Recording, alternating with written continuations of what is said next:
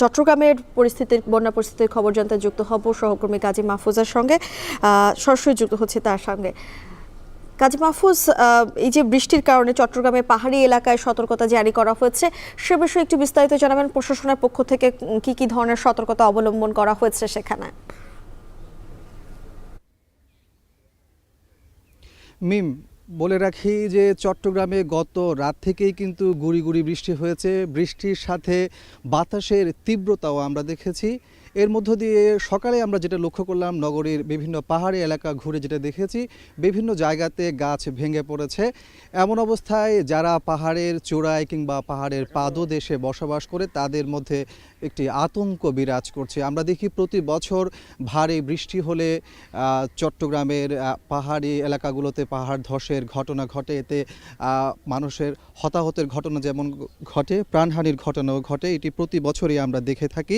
সেই জায়গাতে আবহাওয়া অফিস আজ সকাল ৯টা থেকে আগামী ৭২ ঘন্টা চট্টগ্রামে বৃষ্টি এবং ভারী বৃষ্টিপাতের আশঙ্কার কথা জানিয়েছেন। একই সাথে পাহাড় ধসের আশঙ্কার কথাও তারা জানিয়েছেন। সেই অবস্থায় আমরা দেখতে পাচ্ছি ইতোমধ্যে জেলা প্রশাসনের পক্ষ থেকে জরুরি বৈঠক করে বিভিন্ন ধরনের প্রস্তুতি গ্রহণ করা হয়েছে, সেটি আমাদেরকে জানিয়েছেন জেলা প্রশাসকের কর্মকর্তারা। আমরা কথা বলে যেটা জানতে পেরেছি, যে সকল কর্মকর্তারা সংশ্লিষ্ট কর্মকর্তা রয়েছেন তাদেরকে প্রস্তুত থাকতে বলা হয়েছে এবং যে সকল কর্মকর্তারা ছুটিতে আছেন তাদেরকে দ্রুত কর্মস্থলে চলে আসার জন্য নির্দেশনা দেওয়া হয়েছে। একই সাথে বিকেল থেকেই মাইকিং করে মূলত পাহাড়ের পাদদেশে বসবাসকারীদের সরিয়ে যাওয়ার জন্য আহ্বান করা হবে, নির্দেশনা দেওয়া হবে, এমনটি জানিয়েছেন জেলা প্রশাসনের কর্মকর্তারা। বলে রাখি যে চট্টগ্রামে কিন্তু জেলা প্রশাসনের তথ্য মতে ২৬টি ঝুঁকিপূর্ণ পাহাড় রয়েছে। তার মধ্যে সরকারি মালিকানাধীন ১৬টি আর ব্যক্তি মালিকানাধীন আছে 10টি।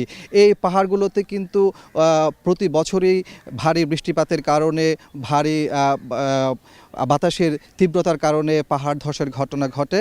তো যার কারণে সেখানে অতিরিক্ত প্রস্তুতি গ্রহণ করা হচ্ছে এমনটি জানানো হয়েছে। আপনার মাধ্যমে আরেকটি বিষয় বলে রাখি যে এই যে অবৈধভাবে এই পাহাড়ের পাদদেশে যারা বসবাস করে তাদের কিন্তু বিভিন্ন মাধ্যম হয়ে বিদ্যুতের সুযোগ সুবিধাগুলো দেওয়া হয়, পানির সুযোগ সুবিধাগুলো দেওয়া হয়। যদিও পাহাড় ব্যবস্থাপনার একটা কমিটি রয়েছে, তারা প্রতিনিয়ত বৈঠক করেন। বৈঠকে এই সকল ইউটিলিটির সুবিধাগুলো বিচ্ছিন্ন করার জন্য সিদ্ধান্ত হয়। কার্যত আমরা এর কোনো ফলাফল দেখি না। এখনও কিন্তু আমরা সেই দৃশ্যগুলো দেখতে পাচ্ছি। আমরা যে দৃশ্যটি এখন দেখানোর চেষ্টা করছি এটা হলো চট্টগ্রাম শহরের পানির ট্যাঙ্কি এলাকা। এই পানির ট্যাঙ্কি এলাকার দুই পাশে কিন্তু বেশ উঁচু পাহাড় রয়েছে, মাঝখানে কিন্তু অনেকগুলো ঘরবাড়ি গড়ে উঠেছে যেগুলো বলা হচ্ছে অনেক বেশি ঝুঁকিপূর্ণ। তারপরেও মানুষ জীবনে ঝুঁকি নিয়ে এখানে বসবাস করছে।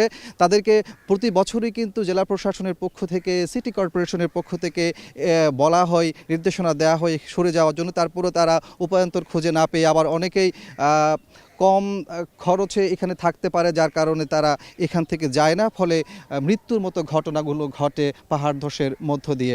আর আপনার মাধ্যমে বলে রাখি যে আবহাওয়া অফিসের পক্ষ থেকে যে তথ্যটি জানানো হয়েছে, চট্টগ্রামে আজ সকাল ৯টা থেকে আগামী ৭২ ঘন্টাতে বৃষ্টিপাত হতে পারে ২৪ ঘন্টায় ৪৪ থেকে ৮৮ মিলিমিটার, আর ভারী বৃষ্টিপাতের আশঙ্কা করা হচ্ছে ৯৮৯ মিলিমিটার। তো সব কিছু মিলিয়ে পাহাড় ধসের একটি আশঙ্কা করা হচ্ছে চট্টগ্রামে। সেই জায়গাতে জেলা প্রশাসনের যেমন প্রস্তুতি রয়েছে, তেমনিভাবে এই সিটি কর্পোরেশনের পক্ষ থেকেও প্রস্তুতি গ্রহণ করা হয়েছে। মানুষকে সচেতন করা হচ্ছে পাহাড়ি এলাকা থেকে সরে যাওয়ার জন্য। মিম, চট্টগ্রাম থেকে আমাদের সঙ্গে যুক্ত হয়েছিলেন কাজী মাহফুজ। এবারে আমরা সহকর্মী মন্তোষ বেদজ্ঞর সাথে যুক্ত হতে পেরেছি, যাচ্ছি তার কাছে।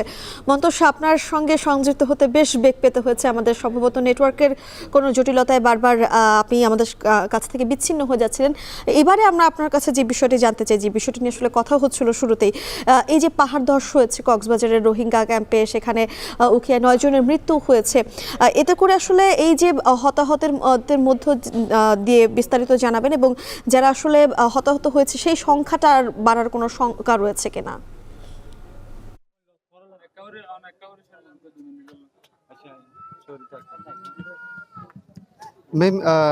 মিম, রাতের যে ভারী বৃষ্টিপাত, এই কারণে কিন্তু রোহিঙ্গা ক্যাম্পে ইতিমধ্যে 9 জনের মৃত্যু হয়েছে এবং আমরা এই মুহূর্তে আছি 10 নম্বর রোহিঙ্গা ক্যাম্প এলাকায় এবং এখানে আমার পেছনেই কিন্তু একটি বসত বাড়ি পাহাড় ধসের কারণে একেবারে বিধ্বস্ত হয়ে গিয়েছে এবং এই ঘরের ভেতর ঘুমন্ত অবস্থায় যে 4 জন ছিলেন স্বামী স্ত্রী সহ তারা কিন্তু 4 জনই মারা গিয়েছেন। এবং একইভাবে এখানে 3টি ক্যাম্পে আসলে গতকাল রাতে মধ্যরাতের পরে পাহাড় ধসের ঘটনা ঘটেছে এবং এসব ঘটনায় কিন্তু 9 জনের প্রাণহানি হয়েছে। এবং এখন পর্যন্ত প্রশাসনের যে উদ্ধার তৎপরতা, ফায়ার সার্ভিসের যে উদ্ধার তৎপরতা, সেটি মোটামুটি শেষ হয়েছে এবং মৃতদেহগুলো বের করে আনা হয়েছে এবং সেগুলো দাফনের যে প্রস্তুতি সেটি ইতিমধ্যে নেওয়া হয়েছে। এবং প্রশাসন থেকে যেটি বলা হচ্ছে যে এই ধরনের ভারী বৃষ্টিপাত যখন হয় তাদের পক্ষ থেকে সতর্কতামূলক প্রচারণা চালানো হয়। এবং এখানে একটি তথ্য জানিয়ে রাখতে চাই মিম, এখানে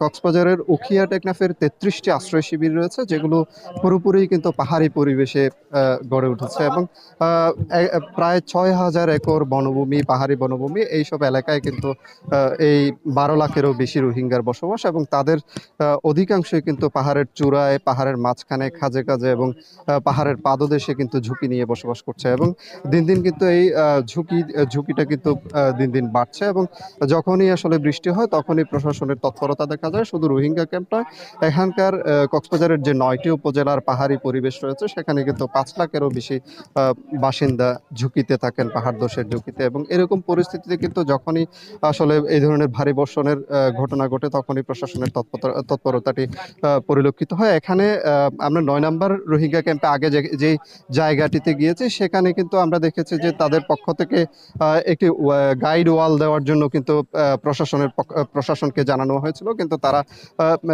সেই ধরনের কোনো উদ্যোগ এখন পর্যন্ত দেখেনি। এবং এখানে যে ঝুঁকিতে তারা বসবাস করছে এই ঝুঁকির আসলে তারা কোনো পথ আসলে দেখছেন না এই ঝুঁকি থেকে মুক্তির। এই ছিল মিম আমার কাছে সবশেষ। কক্সবাজার থেকে সরাসরি যুক্ত হয়েছিলেন আমাদের সঙ্গে সহকর্মী মন্তোষ বেদ্যুক এবং তার তিনি কিন্তু